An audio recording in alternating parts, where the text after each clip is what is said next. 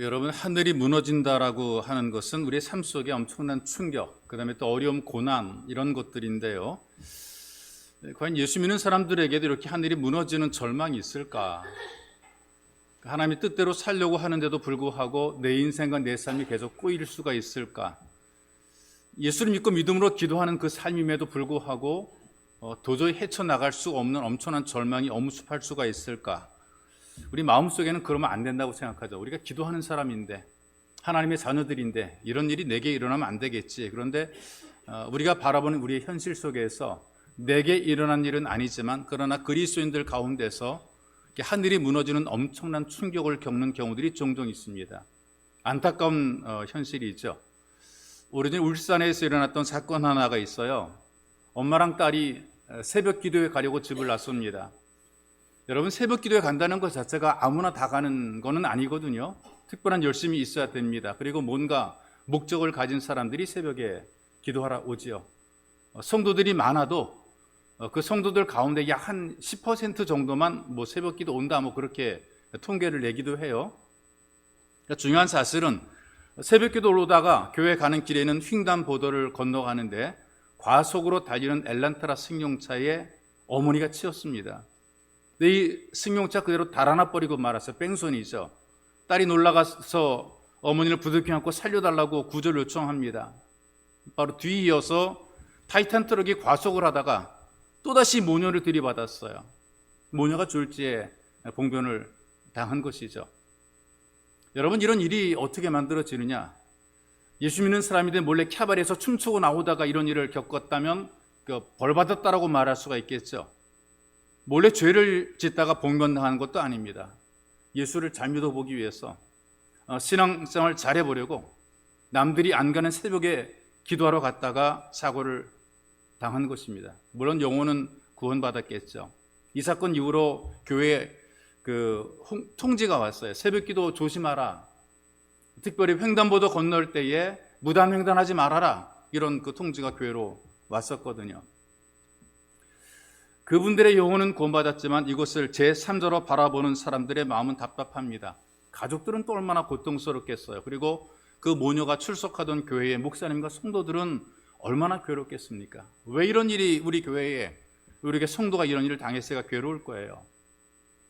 이런 일이 요 근래에도 또 하나 일어났더라고요. 아산병원의 심장 전문의로 독보적인 역할을 하던 분이 있어요. 주석준 교수라는 분입니다. 한번 화면 띄워보실래요? 이분이죠. 지난 6월 16일 날 오후 1시 20분쯤에 자전거 타고 출근합니다. 병원 한 500m를 앞두고 우회전하던 트럭에 치여 소천을 하게 됐어요. 이때에 주변에 많은 지인들이 안타까워합니다. 노환규 대한정맥통증학회장은 자기 안타까운 마음을 이렇게 표현하더라고요. 이런 인재는 대체 불가능하다.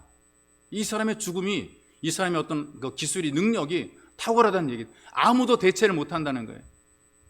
탁월하고 훌륭한이라는 표현으로는 부족한 인재의 부재로 누군가 살아날 수 있는 소생의 기회를 잃게 될 것이다. 이 사람의 기술로 죽어가는 그 누군가를 살릴 수 있을 터인데 이 주석준 교수와 죽음으로 다른 사람의 생명을 구할 수 없게 됐다. 이분이요, 의사로서 환자를 돌보는 일에 너무나 진심이었던 분이죠. 쪽잠을 자고 출근합니다. 과로하게 되니까 집안에서 아내가 걱정하겠죠. 염려하고 걱정하게 되니까 그 아내한테 남긴 마지막 말도 환자 상태가 좋아져서 기분이 좋다. 그러고 출근을 하다가 이런 봉변을 당한 것이죠. 많은 사람이 이 주석준 교수의 죽음을 안타까워합니다. 이분이 신실한 성도로 교회 집사였어요. 그리고 오전 7시 시작되는 주 일부 예배의 성가대원입니다. 일부 예배는 새벽 기도 끝나고 바로 다음에 드려진 예배라, 일부 예배란 말이에요. 그러니까 성가대 하려면 최소한 1시간 전에 가서 준비해야 되겠죠. 그러니까 일부 예배 드리고 혹시라도 있을지 모르는 자기를 호출할 수 있는 이제 그런 의사로서의 준비를 하기 위해서 일부 예배 도리를 다 하는 거죠. 이번에 유품을 정리하다가 연구실에서 아들이 발견한 기도문이 그 여러분 밑에 써있는 작은 글자로 써있기 때문에 잘 읽히진 않을 터인데요. 영문으로 써져 있습니다. 영문보다 우리 말로 쓴 걸 제가 읽어드릴게요. 그러나 뭔가 이런저런 기술과 능력 가지고 여러 가지 방법을 통해 환자를 고치려고 애를 쓰고 수고하는데, 그러나 실제로 치료 과정에서 제가 무엇을 할 수 있습니까? 내가 뭘 할 수가 있겠습니까? 아무것도 없습니다. 아무것도 없습니다. 그 모든 것은 하나님의 손에 있습니다. 이 고백은 탁월한 의사요, 대체 불가능한 이런 의사임에도 불구하고 이분이 고백한 고백은 그러나 내가 할 수 있는 것은 아무것도 없다. 하나님의 손에 있다. 주께서 은혜를 베풀어 주시면 내가 그 사람을 치료할 수가 있다. 이런 고백을 하는 거죠. 믿음이 좋은 가정, 또 믿음이 좋은 분입니다.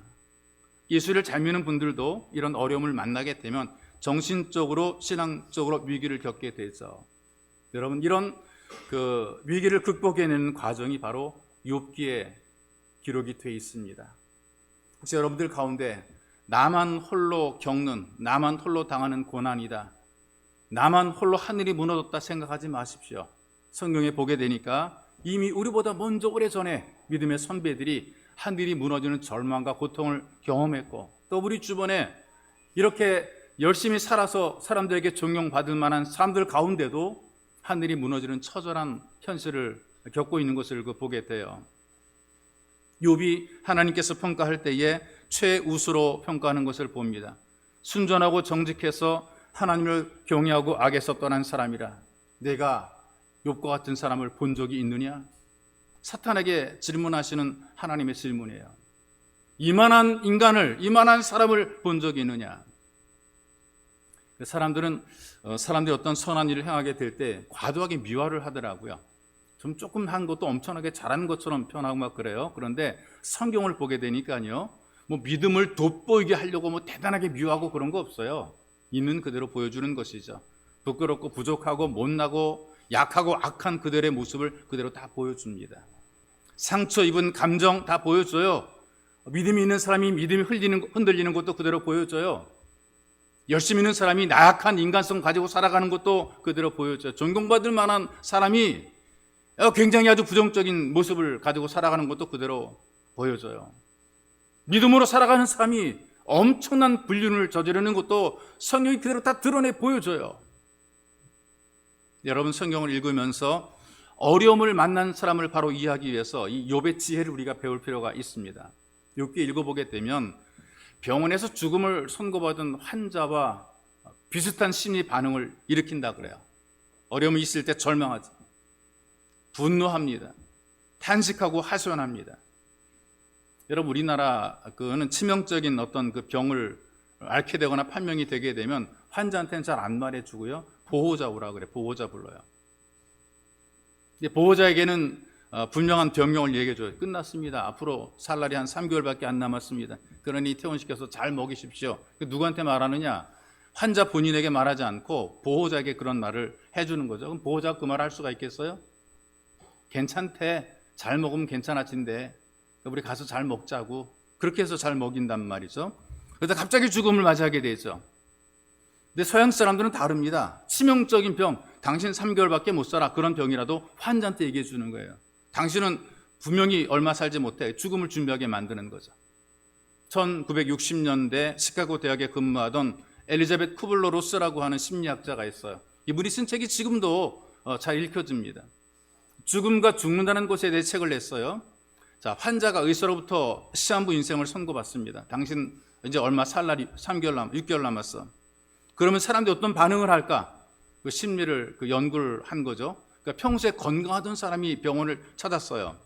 그러니까 진찰 결과 이제 몇 달 남지 않았다는 하늘이 무너지는 청천벽력의 소리를 듣습니다.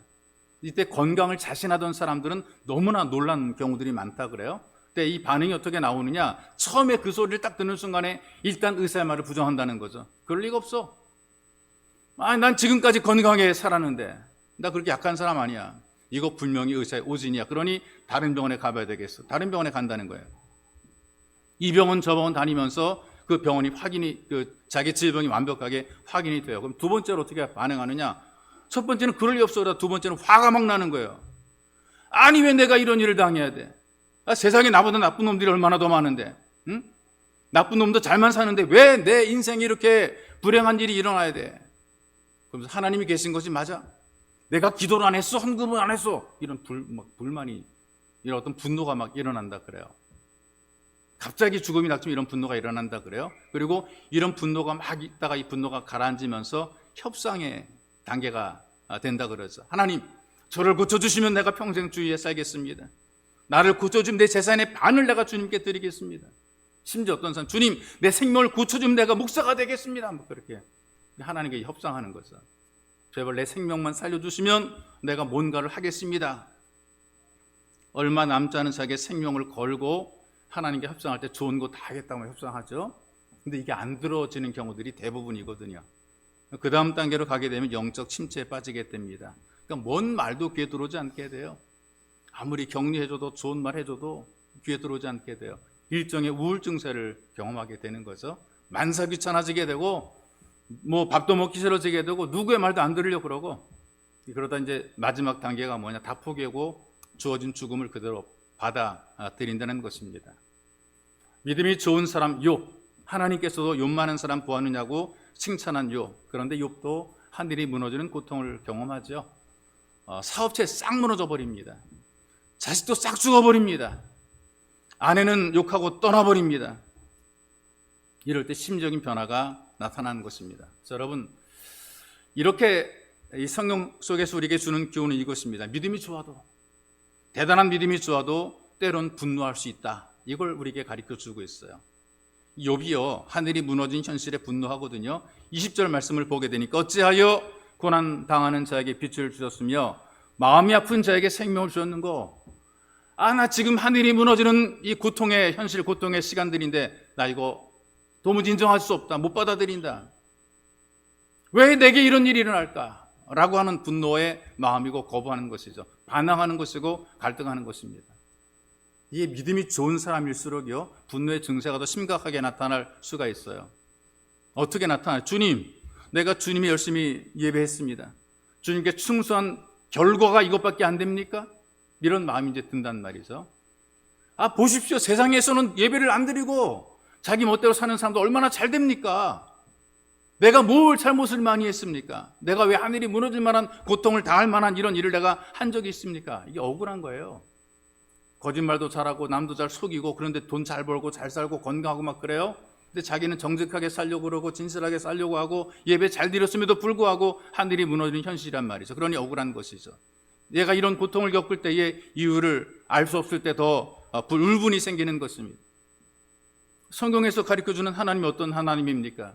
하나님께서는 사랑의 하나님이시고 선한 하나님이시고 의로운 하나님이시고 하나님께서 보내신 사람들을 복주시고 끝까지 보호하시는 하나님이라고 성경이 이야기를 하고 있는데, 나는 뭐냐면, 나는 이 좋은 하나님께서 왜 내게 이런 일을 만들어 놓으시는가? 너무나 속상하고 억울한 거예요.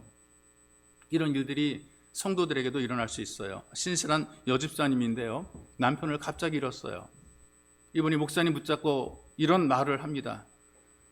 제 남편처럼 예수를 잘 믿으려고 한 사람도 드문데 왜 그 사람이 젊은 나이에 죽어야 합니까? 이게 어떤 말입니까? 그 동기는 현실을 받아들일 수 없다는 분노잖아요. 하나님이 이렇게 한 처사를 인정할 수 없다는 것이거든요.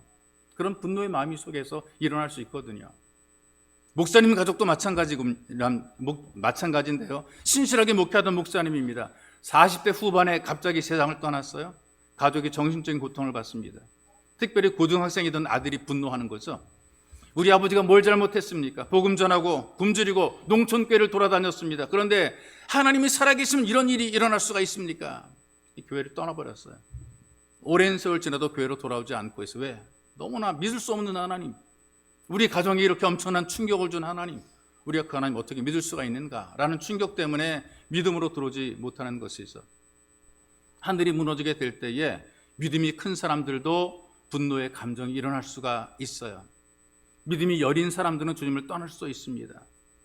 누구도 이런 장담, 나는 절대로 무너지지 않는다, 이를 장담할 수 있는 사람이 아무도 없어요. 여러분, 우리가 겸손함으로, 정말 겸손함으로 성령님의 관리를 받아야 됩니다. 우리 인생 가운데 어떤 일이 일어날지 모르지만, 주님, 나는 참으로 부족한 존재인데 내가 절대로 주님을 떠나지 않도록 나를 붙잡아 주세요. 이런 겸손한 마음으로 성령님의 관리 받으시기를 주님의 이름으로 축복합니다. 또 믿음의 사람도 절망할 수 있습니다. 절망감 들 수 있죠. 21절에 어찌하여 고난 당하는 자에게 빛을 주셨으며 마음이 아픈 자에게 생명을 주셨는가? 자기는 정말 죽고 싶은데 이거 죽을 수 없을 만큼 절망. 차라리 죽으면 좋은데 죽어지지도 않는 거예요. 하늘이 무너지는 충격이 얼마나 심했는지 말문이 열리지 않았다 그랬어요. 말을 못, 실어증이라고 하죠. 8일 동안 기가 막혀서 말도 못하고 멍 때리고 있었다 그 말입니다. 여러분, 너무나 충격이 심하게 되면 말문이 막히죠. 그리고 처음 열린 말이 뭐냐? 자기 생일을 저주하는 거예요. 내가 왜 태어났을까? 더 이상 살고 싶지 않다가 아니라 이 땅에 태어나는 것 자체를 원망하고 있어요. 우리가 기억할 것이 있습니다. 하나님을 부인하거나 저주하는 불신앙의 절망은 아닌 거예요. 지금 욥의 절망은 하나님에 대한 불신 없다 이게 아니에요. 하나님이 계신 것 알고 있어요. 분명히 하나님은 계신데 내가 당하는 이 고통이 너무나 크다라는 이 절망이라 그 말이 있어. 그러니 우리가 믿음이 좋다, 나는 어떤 절망 안 해, 이렇게 장담할 수 없거든요. 왜? 욥도 절망했기 때문에 그렇습니다. 절망하는 시간이 길고 짧은 차이일 뿐이지 믿음이 좋은 사람도 하늘이 무너지는 어려운 일을 만나게 되면 절망을 하게 되는 거죠. 여러분, 우리가 믿음으로 살아갈 때에 애지중지 키운 자녀를 잃었을 때에 통곡하지 않은 부모가 어디 있겠습니까?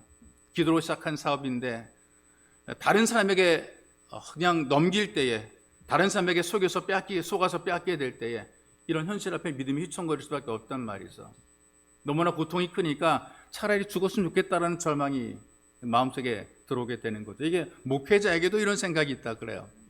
이미 고인 되신 분이니까요. 여의도 순복음교회 담임이셨던 조영기 목사님, 이 자기가 본인이 쓴 글을 읽어봤습니다. 큰 믿음을 가지고 그 당시에 어떤 벌판이었던 여의도의 교회를 처음에 건축을 하게 되죠. 뭐 지금은 거기 아파트 들어서고 그 금융가로 여의도가 변했는데요. 근데 예전에는 거기 그냥 벌판이었어. 여의도 516 광장 이렇게 얘기를 했잖아요.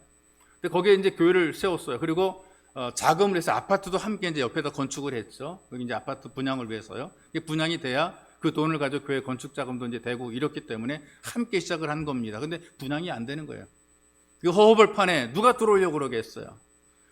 교회도 아파트도 시작은 했는데 돈이 없으니까 건축이 중단됩니다. 업자들은 와서 목사님 멱살을 붙잡고 돈 내놓으라고 소리를 지르고 예배 시간에 와서 진치고 앉아있고 막 그런단 말이죠. 중단될 수밖에 없었는데 그때 기억으로는 아마 1차 5.1 파동이었던 때 같아요. 물도 공급되지 않은 아파트에서 생활을 하게 되는데 엎친 데 덮친 격으로 사모님과 크게 불화가 있어 싸우고 사모님은 친정으로 가버리고 말았어요. 빚쟁이들이 날마다 들락날락거리며 독촉하죠. 철구는 녹슬어 갑니다. 하늘이 무너지는 거예요. 그때 감정을 이분이 솔직하게 표현할 때 자기가 아파트에서 내려다보면서 차라리 떨어져 죽고 싶었다라는 고백을 하는 거죠. 목사가 충동을 느끼는 거예요. 차라리 죽으면 좋겠다는 충동을 느낀 거란 말이죠. 믿음이 크던 적던 하늘이 무너질 때 절망할 수밖에 없는 연약한 존재가 바로 사람입니다. 그러니 여러분, 누구든지 주님께서 붙잡아 주셔야 살게 돼 있어요. 여러분, 주님께 붙잡혀 사시기를 주의 이름으로 축복합니다. 또 믿음이 좋은 사람도 영적인 침체에 빠질 수가 있어요. 25절과 26절의 고백 보세요. 내가 두려워하는 그것이 내게 임하고 내가 무서워하는 그것이 내 몸에 미쳤구나. 나에게는 평온도 없고 안일도 없고 휴식도 없고 다만 불안만 있구나. 하나님이 안 계신 것 같은 불안한 감정, 모든 의욕이 다 상실돼 버리고 말았어요. 이러한 심리 상태를 비유하자면 다 타버려서 쓸모없어 버린 수처럼 쓸모없는 그런 상태. 이렇게 불꽃이 없는, 붙일 불꽃이 붙어야 되는데 붙일 불꽃, 초에 심지가 없는 거예요. 이 정도까지 완전히 다 떨어져 내려 앉아버린 거란 말이에요. 기도해도 소용없다고 포기해요. 난 살 가치가 없어라고 자학 증세가 나타나게 돼요. 과거가 그리워지죠. 잘 나가던 그때가 좋았다. 망해버린 지금의 차이가 너무나 크기 때문에 고통스럽습니다. 영혼만 고통스러운, 육체도 고통스럽습니다. 밤에 잠이 안 오니까 불면증이죠. 식욕이 떨어져 음식을 먹을 수 없으니까 몸이 꼬챙이처럼 말라가죠. 자꾸 죽고 싶은 충동이 일어나게 되죠. 이런 영적 침체 현상을 정신의학에서는 우울증이라고 표현합니다. 아마 욥도 우울증으로 심하게 고통을 받고 있었던 것 같아요. 하늘이 무너지게 될 때에 이렇게 절망하고 분노하고 우울증으로 시달리는 것으로 끝나버린다면, 여기서 멈춘다면 우리가 불신자 다를 게 아무것도 없죠. 예수를 믿으나 마나일 뿐이고 교회를 다니나 마나란 말입니다. 여러분, 우리가 혹 하늘이 무너지는 현실이라도 그 침체를 극복하고 무너진 마음을 다시 세워갈 수 있기를 주님의 이름으로 축복합니다. 왜냐하면 하늘이 무너져도 솟아나게 해주십니다. 살아날 구멍이 있다고요. 우리의 어른들이 무슨 말 했어요? 그들은 예수를 모르던 사람들입니다. 하늘이 무너져도 솟아날 구멍이 있다라고 그들은 그래도 소망을 가지고 살았어요. 정말 세속말로 개뿔도 없는 사람들이, 아무런 희망도 없는 사람들이 하늘이 무너져도 솟아날 구멍이 있다라는 그 말을 자녀들에게 물려주고 우리들에게까지 들려주게 만들었거든요. 낙심하지 말고 그래도 뭔가 우리에게 길이 있다. 그래서 5,000년의 이 참 그 역사가 이어간 것이란 말이죠. 욥이 여기서 이렇게 비참한 것으로 끝난 것이 아니고요, 침체에 빠져 있지만 하나님을 향한 이 믿음을 결코 포기한 것이 아닙니다. 이 욥이 달랑달랑 하면서 믿음이라는 줄을 붙잡고 있는 것을 보게 돼요. 믿음을 붙잡고 있는 거란 말이죠. 여전히 원망도 하고 불평도 하고 낙심하고 무너져 있지만, 그러나 그럼에도 불구하고 하나 놓지 못한 것이 어떤 것인가? 믿음의 줄, 하나님을 향한 그 믿음의 줄을 꼭 붙잡고 있었던 것입니다. 믿음의 자리에서 떠났던 사람이 돌아와서 이제 그 간증을 할 때 비유를 들어 간증을 해요. 젊었을 때 세상의 재미를 보기 위해서 자기 믿음을 잠시 동안 책상 서랍에 보관했대요. 그 말에 의미는 그 신앙생활 안 하고 세상을 즐겼다는 얘기죠. 왜냐하면 이렇게 생각했답니다. 나는 언제든지 믿음을 찾을 수 있어. 나는 믿어. 하나님이 계신 거 믿어. 그런데 내가 좀 더 세상을 즐겨야 되겠어. 하나님이 계신 거 확실해. 그러나 나는 이 땅에서 좀 더 이 세상을 좀 즐겨야 되겠어. 할 일이 너무나 많아. 그리고 내가 죽기 직전에, 내가 늙었을 때 내가 반드시 난 예수 믿을 거야. 그리고 나는 마음만 먹으면 난 언제든지 교회에 돌아올 수가 있어. 이런 마음을 가지고 살았다는 것이죠. 그리고 정말 교회로 와서 믿음을 다시 시작하게 되는데, 자기가 보관해뒀던, 내가 서랍에 넣어뒀던 그 믿음을 한번 열어봤더니 그 서랍이 텅 비어 있었다, 이렇게 얘기를 하더라고요. 비유입니다. 본인 스스로가 말한 비유란 말이죠. 나는 언제든지 교회 나갈 수가 있고, 나는 언제든지 믿음 생활할 수가 있고, 내가 잠시 동안 쉬는 것뿐이야. 난 얼마든지 할 수 있어. 그런 생각을 했었는데, 그러나 실제로 그렇게 안 되더라, 그 말이에요. 아무리 좋은 세월을 보내도 믿음의 줄을 놓게 되니까 처음부터 다시 시작을 하게 되는 것이죠. 하늘이 무너질 때에 잡을 게 없게 되면 깔리게 돼 있거든요. 그런데 믿음의 줄에 매달려 있으면 하늘이 무너져도 솟아날 수가 있는 것입니다. 이게 욥이 이런 신앙의 모습을 보여주는 것이거든요. 처음에 하늘이 무너질 때 절망했어. 믿음의 줄을 놓지 않고 있었단 말이죠. 분노도 했습니다. 침체를 경험했고 여전히 믿음의 줄은 붙잡고 있었단 말이에요. 네, 그럴수록 소망의 삶으로 조금씩 회복되어 가는 것입니다. 사람들이 살면서 누구나 하늘이 무너지는 일들을 경험하게 되는데 환장합니다. 이런 일이 왜 내게 일어나는지 알 수 없단 말이죠. 여러분, 그럴 때 더욱더 믿음의 줄을 붙잡고 소망을 가져야 됩니다. 욥이 이런 고백을 우리에게 하고 있어요. 욥기 23장 10절에 보니까, 내가 가는 길을 그가 아시나니 그가 나를 단련하신 후에는 내가 순금같이 되어 나오리라. 믿음의 줄에 매달려 있으니까 이렇게 고백이 나오더라고. 난 정말 죽을 것만 같았어. 그런데 내가 믿음을 붙잡고 살아가니까 하나님 나를 멋지게 만들어 놓잖아. 나 멋지게 회복할 거야. 그런데 결국 정말 믿음대로 멋지게 회복이 되잖아요.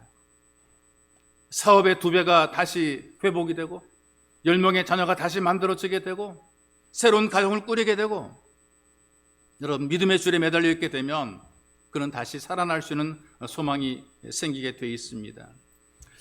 여러분들이 늘 이것을 기억을 해야 돼요. 하늘이 무너질 때도 믿음의 줄을 잡고만 있으면 솟아나게 되어 있다. 이게 바로 욥의 믿음이고 바로 나의 믿음이며 우리의 믿음이 되어야 된다.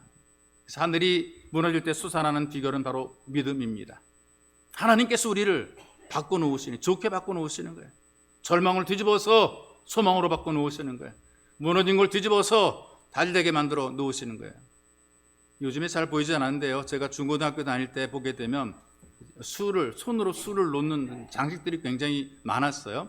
여학생들이 이제 그 가정 시간에 그 실습을 한단 말이죠. 그 수틀이 있어요. 여학생들이 가지고 다니는 그 수틀이 있어요. 종종 제가 한영고등학교에 다녔기 때문에 한양여고, 예전에는 한양여고생 여중여고였었는데, 근데 한양여고생들이 그 뭔가 이렇게 틀을 들고 다니는 걸 봤어요. 뭔가 수틀이란 말이죠. 근데 그 수틀을 보게 되니까 정신 사나워요. 그냥 온갖 뭐 색깔 이런 다양한 것들로 막 산만하고 지저분하고 분간이 안 되는 것들 막 묶여져 있는 것을 봐요.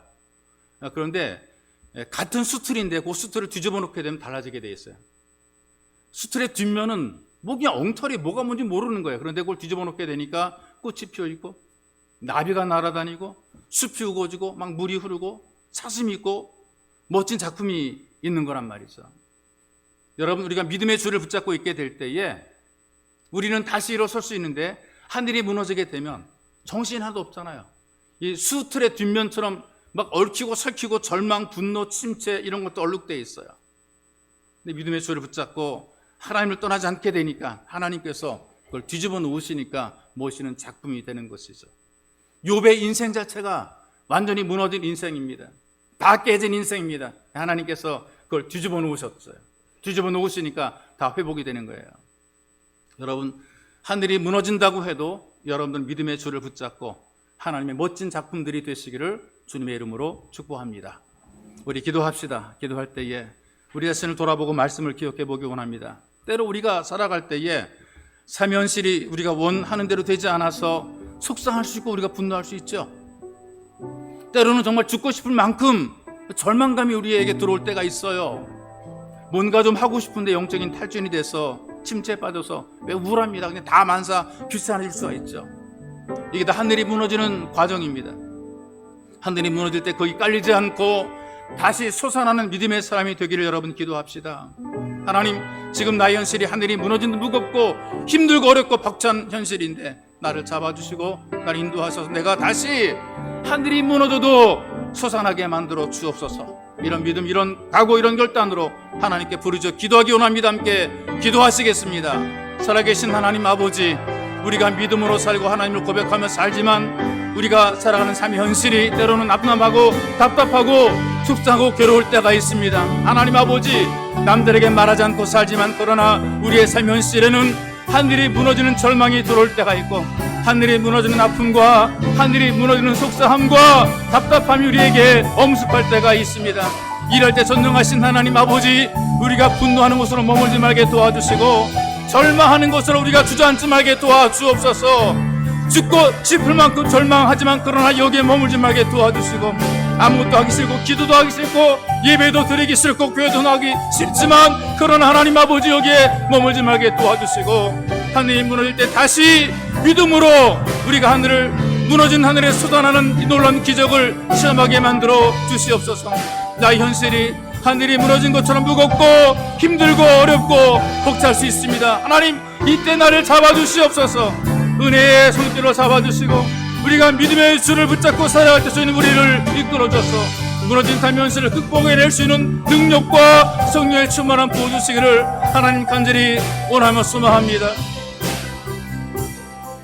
한 번 더 기도합시다. 기도할 때 하나님, 우리 가운데 건강이 회복되게 만드시고 사업이 활성화될 수 있도록 도와주시고 직장이 복된 직장이 되게 만드시고 무너진 자존감이 회복되게 만드시며 우리의 막막함과 무기력함들이 다시 한번 회복이 되어 일어설 수 있도록 은혜를 베풀어 주옵소서. 우리에게 주려한 간절함 있게 하시고 예배의 자리를 찾고 기도하는 기도의 자리를 찾아 하나님께 치유받고 회복이 되도록 주님께서 은혜를 덧입혀 주옵소서. 특별히 하나님 아버지, 여전히 혜린교회가 정상화되지 못하고 힘들고 어려운 과정을 겪고 있는데 하나님 확실하게 총회에 소속이 될 수 있도록 이분들의 마음을 움직여 주옵소서. 여러분들이 간절히 기도하시고 여러분들이 갖고 있는 개인적인 기도의 제목들을 좀 더 한 번 더 기도해 보기 원하는데 기도하겠습니다. 살아계신 아버지 하나님, 우리들에게 삶에 다양한 문제들이 있습니다.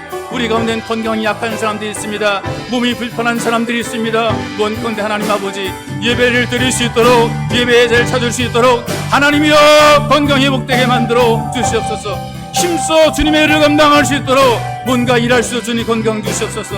우리 열심히 사업을 경영할 때 하나님, 이 어려운 시대에 경영하는 사업이 복되게 만들어 주시고 길 열리게 붙잡아 주고 하시고 하나님 성령께서 함께 하시고 도우심으로 많은 고객들이 찾아오게 만들어 주시옵소서. 하나님 길이 열려지게 만드시고 좋은 일들이 만들어지게 도와주옵소서. 직장이 회복이 직장이 안정되게 만드시고 일할 때 주님 정말로 열심히 일함으로 수익을 이마에땀으로 수간구 수익을 함께 거두며 나누게 붙잡아 주고 보게 해주옵소서.